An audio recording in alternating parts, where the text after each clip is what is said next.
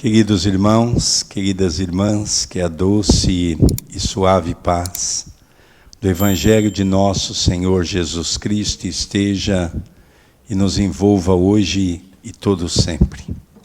Hoje, para nós os espíritas, é um dia muito importante.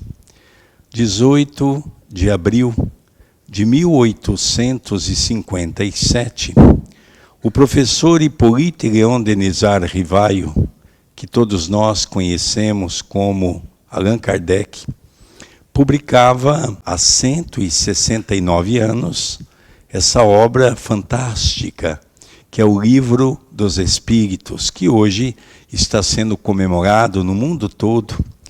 E hoje ficamos tendo essa notícia que é muito interessante, que essa casa ontem completou 34 anos, não é? 35 anos de existência. Que data maravilhosa podermos comemorar junto com o Livro dos Espíritos esse marco. 35 anos que essa casa leva amor, alegria para o coração daqueles que necessitam e que buscam socorro. Hoje nós vamos falar um pouquinho desse momento tão importante do livro A Gênese, que vem nos falar um pouco sobre os milagres na visão espírita. Até pouco tempo atrás, nós achávamos que o que Jesus fez foi milagre. Mas hoje nós podemos compreender que o que Jesus fez foi apenas manusear as energias que nós possuímos,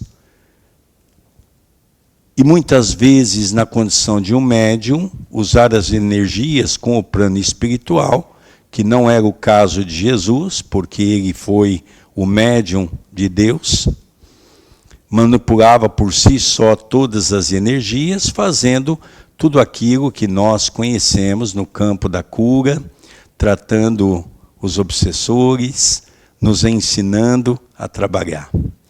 Num determinado momento, vamos relembrar que quando aquele jovem que ora caía no fogo, ora caía na água, era lunático, o pai já não sabia mais o que fazer. Levou na igreja, nos templos, até nos trabalhadores do Cristo, e ninguém havia curado aquele jovem. E quando apresentou o jovem para Jesus, Jesus então expulsou os demônios, como está na Bíblia Sagrada, ou seja, fez com que aqueles espíritos perversos que acompanhavam aquele jovem pudessem sair de perto. Foi nesse exato momento que Pedro perguntou ao mestre: Mestre, por que nós não conseguimos curá-lo? E Jesus então disse a Pedro: podereis fazer tudo o que eu faço e muito mais. Logicamente, mostrando para todos nós da potencialidade que nós temos de abranger toda essa condição. Vamos lembrar também que no capítulo 6 do Evangelho segundo o Espiritismo, o Cristo Consolador, tem uma passagem do evangelista João que faz-nos recapear esse momento do Livro dos Espíritos, quando João nos faz relembrar aquela mensagem do Cristo: se vós me amais, guardais os meus mandamentos, eu rogarei a Deus, o nosso Pai, ele vos enviará um outro Consolador. Dirás tudo o que eu já vos tenho dito e muito mais. Identificarás em vosso meio como o Espírito da verdade. Identificarás em vosso meio como o Espírito da verdade. Hippolyte Léon Denis Rivaio, esse homem que fez um trabalho do século XVIII para o século XIX de muita importância, esse jovem ainda foi estudar em Wimbledon, na Suíça, simplesmente com o grande professor Henri Pestalozzi, o maior centro de estudo da Europa daquela época. Ele era tão inteligente que, num determinado momento, o professor Pestalozzi dá a ele a direção da escola para que ele pudesse viajar por outros países da Europa para buscar novos alunos.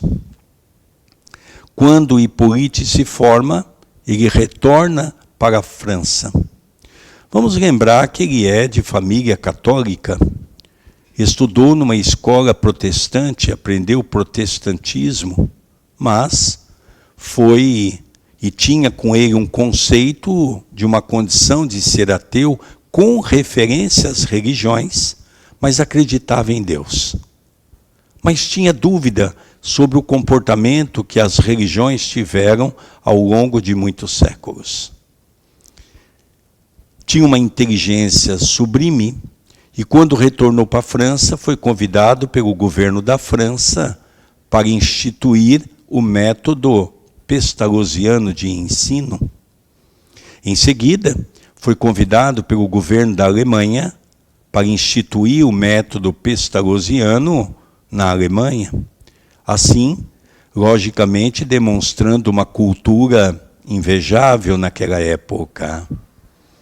Dos 50 para os 51 anos de idade, aquele homem foi convidado por um amigo chamado Forestier para que pudesse assistir um dos grandes fenômenos que acontecia naquela época, que eram as mesas girantes. Sobre a mesa apareciam flores, doces, joias, bombons. E aquilo era realmente algo inusitado, porque é uma época que não tinha energia elétrica. Era uma época em que vivíamos dentro de condições muito limitadas. Então aquele fator não deveria ser um grande momento de descontração das famílias. Na Revista Espírita, uma delas de 1858, nós vamos ver Hippolyte Léon publicar numa revista de que cada 10 pessoas que moravam aqui na Europa, de 6 a 7 eram médiums de efeito físico. E, logicamente, naquela época se imaginava que era nós que doávamos essa energia. E até aí não estava errado. Nós doávamos o princípio vital, que depois nós fomos estudando e um grande cientista russo tira esse termo para levá-lo para a ciência com o nome de ectoplasmia. Nós estamos falando do grande estudioso russo Alexander Aksakov. E ele então participou daquela primeira reunião, depois de muita insistência de Forestier, e no final da reunião, Forestier lhe pergunta o que ele havia percebido daquela reunião. E ele disse: por trás de um ser inanimado existe um ser inteligente, porque uma mesa não tem músculos para se movimentar e nem cérebro para pensar. Retornou para sua casa, realmente analisando que existe algo por trás de tudo isso.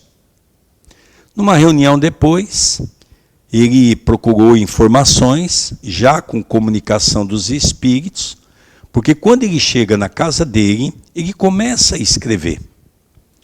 E começam umas pancadas na parede. Ele para de escrever. Depois ele continua a escrever, as pancadas continuam.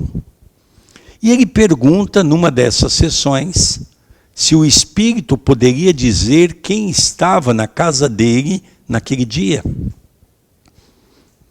E o espírito responde que era o espírito da verdade.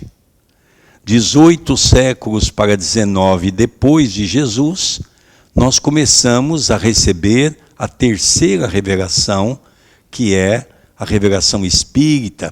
A primeira, Moisés, a segunda, a vinda do próprio Jesus, e a terceira, com a doutrina espírita.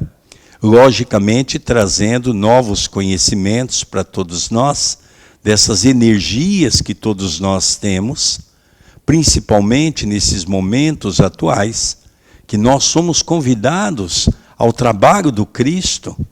E é essa reflexão que nós hoje vamos analisar da potencialidade que cada um de nós temos de servir o Cristo.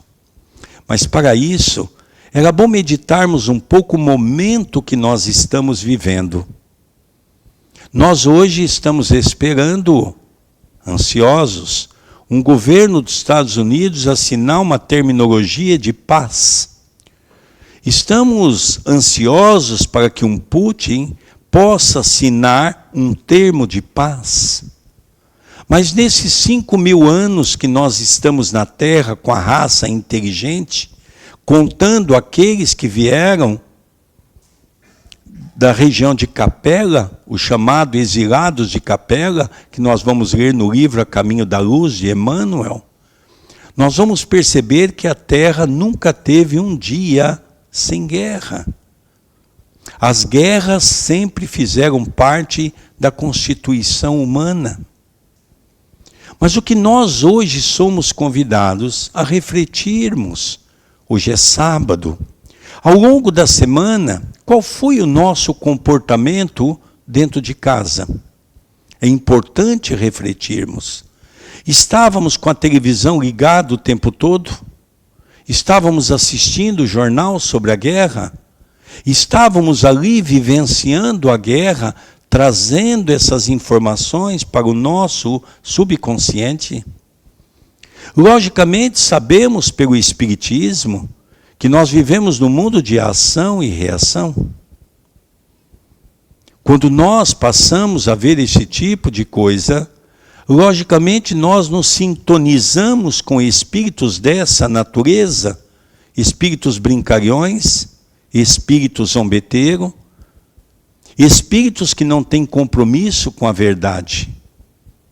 E hoje somos convocados a um trabalho para o bem, transformando a nossa casa numa casa de bênçãos e de luzes, permitindo que nós possamos nos libertar dessa condição do homem velho para a condição do homem novo, e que cada um de nós possamos definitivamente fazer o culto do Evangelho no lar, se é que nós queremos ter paz em nosso coração.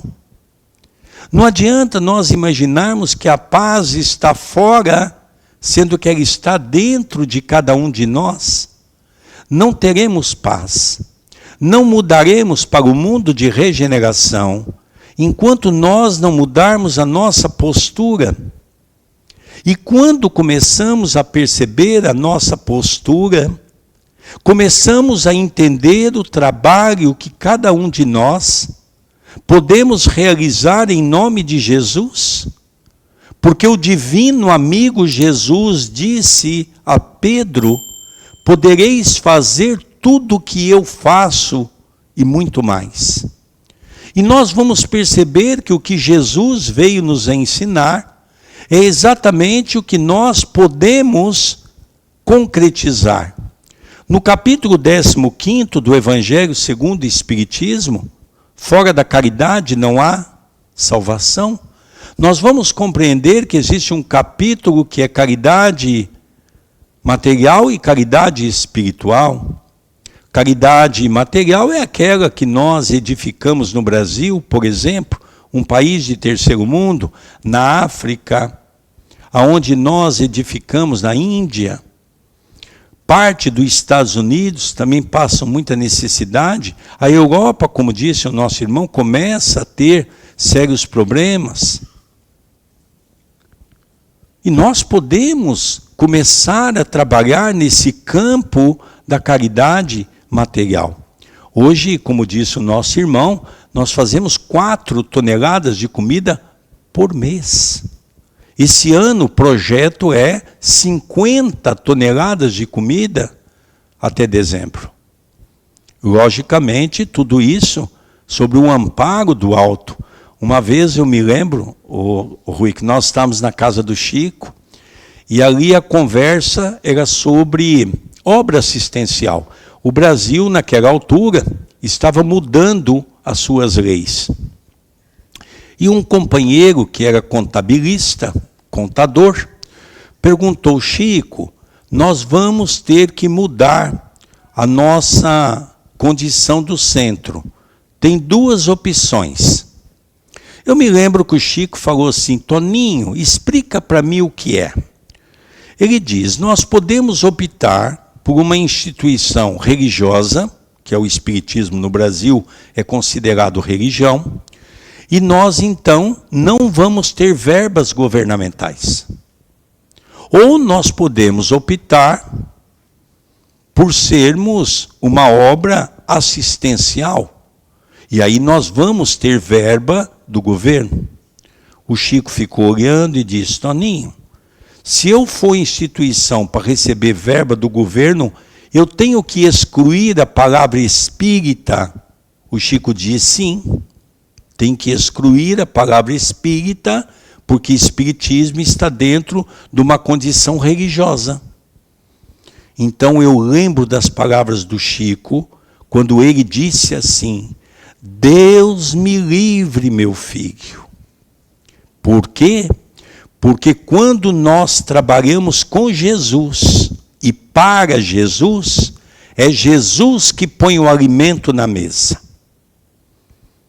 Apesar das nossas preocupações, nós percebemos que realmente nunca nos faltou absolutamente nada. Mas, logicamente, estamos conversando com o nosso irmão Rui Marta, temos que correr um pouquinho mais, temos que trabalhar um pouquinho mais para angariar os recursos para esse trabalho. Vamos analisar um pouquinho agora sobre esses aspectos, que é o aspecto daquilo que Kardec vem dizer, porque nós vamos entrar, se nós, dentro da parte material, procuramos ajudar um pouco, existe uma caridade que todos aqui, todos, nenhum de nós somos tão pobres que não somos capazes de tirar do nosso coração uma palavra de amor para quem está desesperançado. Não tem ninguém aqui tão pobre que não possa dar um sorriso a quem pensa no suicídio, acompanhado de um abraço fraterno. Aqui, com certeza, ninguém é tão pobre que não podem estudar numa casa cristã como essa, estender as suas mãos para aprender a técnica de um passe, de uma água fluidificada, que nos ajuda tanto a nossa evolução. O professor Kardec começa a nos dizer, Allan Kardec analisa os milagres atribuídos a Jesus e mostra a luz do Espiritismo, porque as outras religiões cristãs têm o hábito de dizer que os milagres de Jesus não fez milagre, e nós vamos ver na leitura de hoje. Não há fenômenos sobrenaturais, mas sim leis naturais, ainda desconhecidas na época em que os fatos ocorreram. Ou seja, nós desconhecíamos as energias que nós produzimos e que somos capazes de fazer curas, desde que o próximo também tenha fé. Vou lembrar dois fatores importantes, mas mais no final nós vamos ver isso. Quando Jesus, duas frases que marcou a sua vida e marcou-nos diante do Evangelho, quando ele diz, após cada cura, vá e não peques mais. Mas ele também disse, vá, a tua fé te curou. Até então, antes de conhecermos o Espiritismo, nós tínhamos exatamente a ideia do sobrenatural. Qualquer coisa que acontecia em termos de fenômenos mediúnicos, nós já logo ficávamos arrepiados, porque nós não sabíamos explicar o que era, determinávamos como uma causa sobrenatural. Kardec vem mostrar para todos nós que efetivamente o sobrenatural é o natural desconhecido. A partir do momento em que nós passamos a conhecer tudo isso, tudo ficou mais fácil. Eu queria lembrar um pouquinho, rapidamente, uma história da humanidade, onde nós vamos ver a participação de Jesus. Primeiro, nós temos Moisés com uma era, que nós vamos chamar de era primitiva, e Moisés, num determinado momento, estava à busca de uma cidade prometida, conduzia o povo chamado povo hebreu, e esse povo estava à busca de felicidade. Uma terra que pudesse criar animais, plantar, constituir suas famílias. Num determinado momento, Moisés sobe ao monte para receber uma instrução de Deus segundo o que era dito. E ele recebeu a tábua da salvação, os 10 mandamentos. Em 1969, num dos programas televisivos que teve a maior audiência no Brasil até hoje, pela rede Tupi de televisão, o programa chamava Pinga Fogo, com o grande médium Francisco Cândido Xavier. E ali participavam grandes jornalistas e também muitos religiosos ligados às igrejas evangélicas, e começaram a fazer pergunta ao Chico. Um dos entrevistadores, um evangélico, perguntou ao Chico: nós temos o Novo e o Velho Testamento que nós acompanhamos no movimento cristão. O Espiritismo aceita os 10 mandamentos? E Chico então respondeu: Emmanuel está presente. E Emmanuel está dizendo que a tábua da salvação foi escrita por uma escrita direta pelo próprio Jesus. Aquilo criou, logicamente, um celeuma entre todos que ali estavam, porque nunca ninguém no movimento cristão havia ouvido a ideia de que poderia ser Jesus que havia escrito na tábua da salvação. Questão 625 do Livro dos Espíritos, onde o professor Kardec pergunta qual é o guia e o modelo mais perfeito que Deus concedeu ao homem na terra. E os Espíritos respondem: vede Jesus. No livro A Caminho da Luz, Emmanuel diz que Jesus é o nosso governador espiritual. André Luiz, nos seus 13 livros, falando sobre o mundo espiritual e o mundo físico, pelas mãos de Francisco Cândido Xavier, em 2 obras ele diz que Jesus é o co-criador do nosso planeta, convidado por Deus para desde o começo instituir aqui todo esse conhecimento de acompanhamento da nossa evolução. Mais ou menos uns 2000 anos depois, um pouco antes, nosso Senhor vem em nossa direção, num corpo físico, trazendo uma lei desconhecida por todos nós. Nós conhecíamos a lei de Talião, do Velho Testamento, olho por olho, dente por dente, mas nós desconhecíamos, por exemplo, a lei do amor. Não esse amor que nós vivemos hoje, o amor egóico, egocêntrico, o amor egoísta, seja lá a terminologia que nós usarmos, porque Jesus trouxe o amor puro, o amor que perdoa, o amor que liberta, o amor que nos torna criaturas a caminho de nossa evolução. Nós temos um amor que anda na mesma linha, o amor e o ódio. Apesar de muitos dizerem que são coisas diferentes, não. Basta você dizer um não para uma pessoa, basta você ter um deslize na sua vida, aquilo que nós chamávamos de amor, em questão de segundos, torna-se um ódio.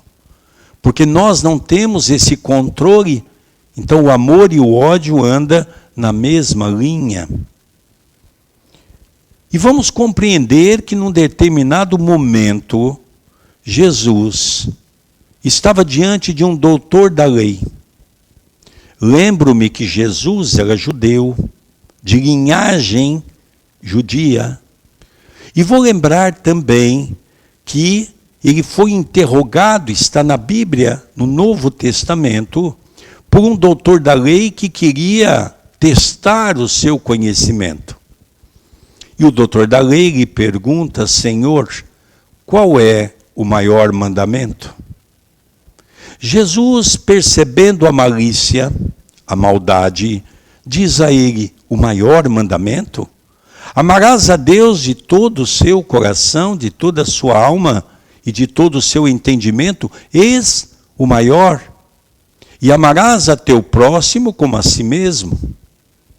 Jesus nos dá 2 grandes ensinamentos pela qual resumiu os 10 mandamentos, que 3 fala do amor que nós devemos ter por Deus, e as outras 7 leis, o amor que nós devemos ter para com o nosso próximo. Não matarás, não roubarás, não cobiçarás os bens do teu próximo, não cobiçarás a mulher do teu próximo, honra seu pai e a sua mãe.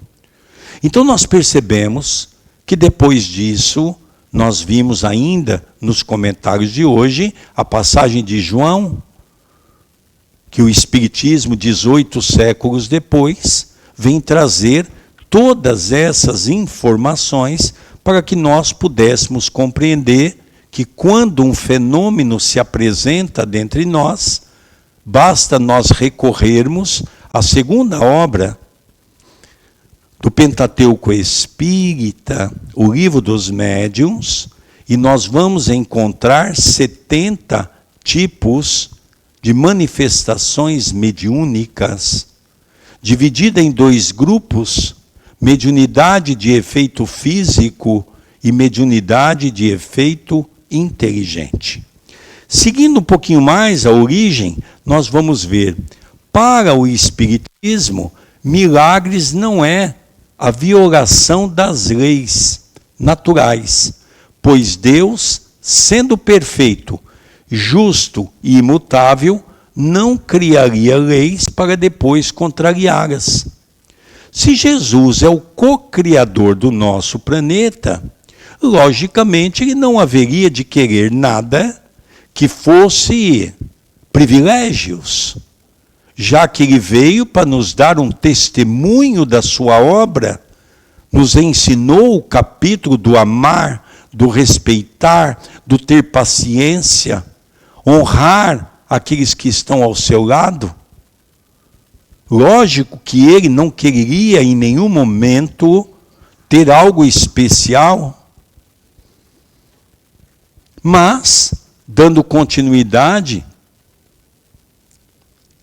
ele diz, o que chamamos de milagre é, na realidade, um fenômeno natural, explicado por leis que a ciência ainda não compreendeu.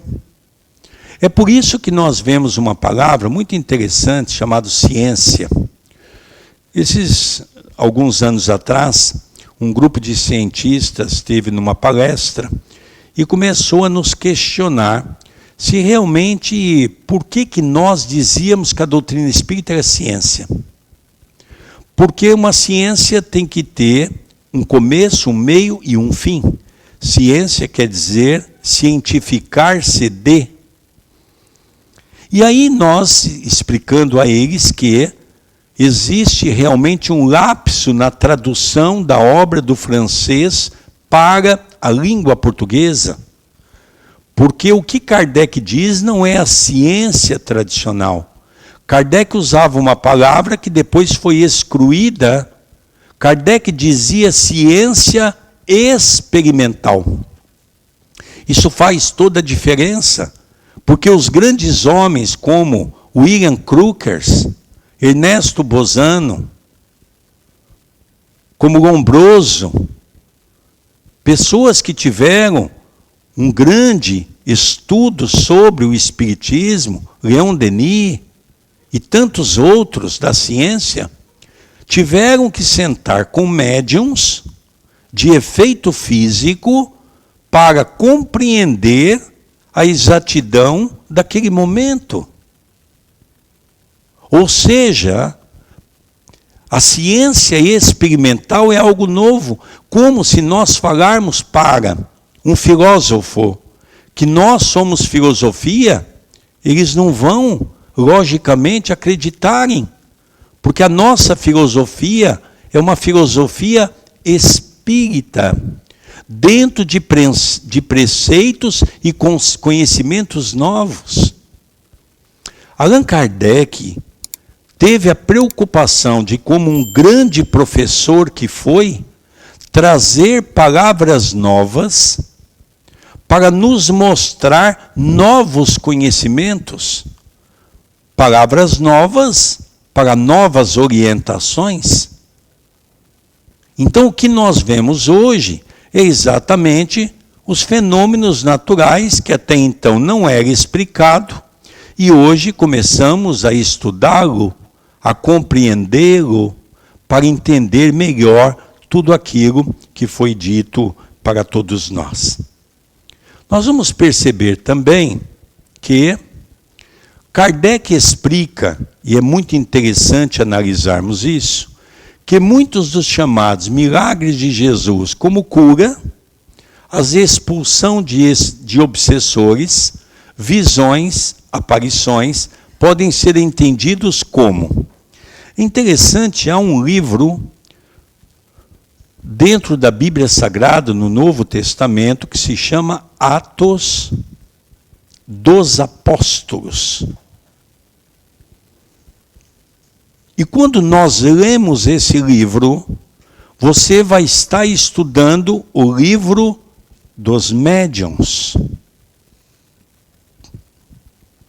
aonde depois da partida de Jesus, os discípulos começaram a vivenciar toda uma mediunidade, logicamente que deveria ter sido ensinada pelo nosso mestre divino, e é um livro pouco usado nos meios cristãos, porque não se entendem, não compreendem que somente nós, os espíritas, com todas as informações que passamos a receber a 18 de abril de 1857, começou então a nos mostrar esses aspectos interessantes da vida, como os efeitos do magnetismo. Vamos lembrar que o professor Allan Kardec era magnetizador, um dos mais respeitados da França. É interessante que, quando começou uma discussão entre os espíritas e os magnetizadores na época, teve uma mensagem e o Kardec finalizou dizendo: o magnetismo e o espiritismo andarão de mãos dadas. Então nós percebemos a importância da nossa doutrina no magnetismo. O magnetismo, seja pelo passe, seja pela água fluidificada, é interessante. Gostaria de compartilhar com vocês uma coisa que eu me lembrei nesse momento. Eu tive a oportunidade de conhecer um grande cientista no Brasil, o maior neurocirurgião do século XX, considerado pela ciência do mundo todo. Esse homem se chama Nubor Fakuri. Esteve na minha casa algumas vezes, fazendo palestra, um espírita grandioso. Professor da Unicamp, uma das universidades mais famosas de Campinas e do Brasil, tinha uma cadeira que ele sustentava a sua área. E quando eu me mudei para Campinas, em 1990, eu me lembro que naquele momento nós nos conhecemos numa reunião do movimento espírita, e ele então começou a conversar comigo num belo dia, e conversamos muito, e ele disse: Sérgio, você não quer ir na Unicamp conhecer um trabalho que eu tenho?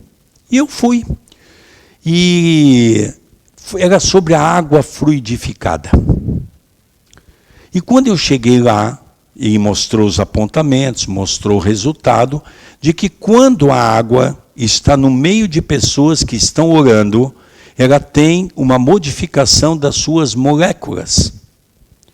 E eu perguntei a ele: Nubor, você não vai publicar isso? Ele diz: não, eu não posso, porque a universidade não permitiria, porque eu estaria entrando num campo religioso. E aí nós vemos como às vezes a gente perde a oportunidade grandiosa do trabalho, porque alguns anos depois, um homem de 1,60 m do Japão, um cientista, recebe o Prêmio Nobel da Ciência por comprovar a água dentro do seu aspecto de magnetizado, dentro da sua fluidificação. Que não é espírita, teve coragem de publicar e, logicamente, mostrando para todos nós a importância do magnetismo. E quanto mais nós vamos fazendo a nossa reforma íntima, quanto mais nós vamos nos preparando moralmente, mais nós vamos servindo Jesus, mais nós vamos buscando esse magnetismo que ajuda as pessoas que estão ao nosso lado. Nós aprendemos com Kardec sobre ações do fluido espiritual, que é, como eu disse, o fluido que nós doamos, que é o fluido animalesco, junto com o fluido do princípio vital. Os espíritos manipulam o fluido universal, e é quando nós, pelas nossas mãos, podemos muitas vezes auxiliar pessoas numa cura. Isso não é milagre. E lógico que nem sempre é um trabalho de nossa autoria, mas é um trabalho da espiritualidade, que logicamente quem merece todos os louvores do trabalho. Então as ações do fluido espiritual é muito importante hoje nós compreendemos que é o que patrocina todo o processo de cura. A influência de espíritos. Nós sabemos, como eu disse há pouco, que nós precisamos começar a perceber quais são os espíritos que nós queremos para nos acompanhar. Voltando para o exemplo da nossa casa, se nós estamos com a televisão ligada, vendo guerra, vendo novelas, vendo isso, vendo aquilo, é natural que teremos ao nosso lado espírito da mesma natureza, do mesmo naipe, da mesma condição. Se nós estivermos na nossa casa fazendo o culto do Evangelho, lendo uma obra, nós vamos, logicamente, ter a presença de espíritos bons, amigos espirituais, que vão passar a nos acompanhar. Não é possível imaginar que somente numa casa espírita é que os espíritos vão nos acompanhar. É importante que cada um de nós compreenda que esse momento atual é um momento de nós sermos efetivamente cristãos no nosso trabalho de reforma íntima. Que a nossa casa, como dizia Paulo, que a nossa casa pode ser o templo da religiosidade do amor, para que possamos viver mais tranquilo. Nós vemos a mediunidade poderosa de Jesus, que possuía elevada autoridade moral. Ah, mas Jesus foi médium? Jesus foi médium de Deus. Mas Jesus, ele administrava pela sua moralidade, pela grandeza do seu espírito. Jesus, então, fazia o que nós chamamos, e aprendemos no livro dos médiuns, o chamado mediunidade anímica. Uma mediunidade que pertence ao médium, uma mediunidade que pertence à condição evolutiva de cada um de nós. Dando aqui uma continuidade, nós vamos ver que Jesus não agia como um mágico, um feiticeiro, uma coisa extraterrestre. Não. Mas como alguém que conhecia profundamente as leis naturais. Ele manipulava as leis naturais que hoje nós estamos passando a conhecer. Seus atos tinham sempre um objetivo moral: ensinar, consolar e elevar espiritualmente e moralmente, e não causar espanto. É interessante que Jesus aceitou 2 títulos. O primeiro título, quando Pedro se aproxima dele e diz: ó bom mestre. E Jesus então diz: Pedro, bom não, bom é Deus que estás nos céus. Podeis me chamar de mestre. Jesus aceita o título de ser um professor, um educador, um consolador por natureza. Quando estudamos o capítulo Cristo Consolador, na sua segunda parte, que se institui Instruções dos Espíritos, nós temos 4 mensagens, assinada pelo Espírito da Verdade, que é o próprio Jesus, e uma delas ele diz assim: eu sou o grande médico das almas, eu não vim para os sãos, mas sim para os doentes. Jesus aceita o título de médico das almas. E muitos de nós poderemos nos perguntar o que é ser um médico das almas. É ser o médico daquele homem que nós trazemos de muitos séculos e de muitos milênios, que é o homem velho, onde está o nosso orgulho, nosso egoísmo, nossa vaidade, nossa intolerância, nossa impaciência. Aonde nós ainda refletimos tudo que nós somos, dentro do nosso comportamento social. Não devemos apenas numa casa espírita nos apresentarmos como criaturas diferentes, porque nós temos persona, uma palavra trazida do latim, que significa máscaras. Não podemos ser uma pessoa em nossa casa, uma pessoa no nosso trabalho, uma pessoa dentro de uma casa espírita. Nós devemos ser o mesmo. Isso talvez foi uma das coisas que desde quando eu comecei a frequentar a casa de Chico Xavier em 1985, aquele homem que não olhava quem estava à sua frente, podia ser branco, podia ser negro, podia ser da raça vermelha, da raça amarela. Ele não queria saber se era pobre, se era rico, se era famoso. Chico cumprimentava todos, e o Rui Marta teve a oportunidade de vivenciar isso na casa de Chico Xavier, porque quando chegávamos à casa de Chico Xavier, nós éramos tocados pela alegria da vida. Então nós percebíamos que é isso que nós precisamos ser. Eu, quando ia na casa do Chico, eu vi o Chico daquela maneira. Quando eu ia no grupo espírita da prece, a mesma coisa. E quando eu leio as obras do comportamento de Chico no dia a dia, era a mesma coisa. Partindo para o final do nosso tempo, que passa rápido, né, Rui? Nós vamos ver aqui, na obra A Caminho da Luz, nós vamos ver que Emmanuel apresenta Jesus como governador espiritual do planeta Terra, profundamente conhecedor das leis que regem tanto o mundo material quanto o mundo espiritual. Os chamados milagres seriam, portanto, aplicações naturais dessas leis, realizadas por alguém moralmente elevado e espiritualmente puro. Jesus foi o espírito mais puro que passou pela terra. Não teve nenhum igual a ele. Não é? Jesus é o que há de maior pureza que passou no nosso planeta.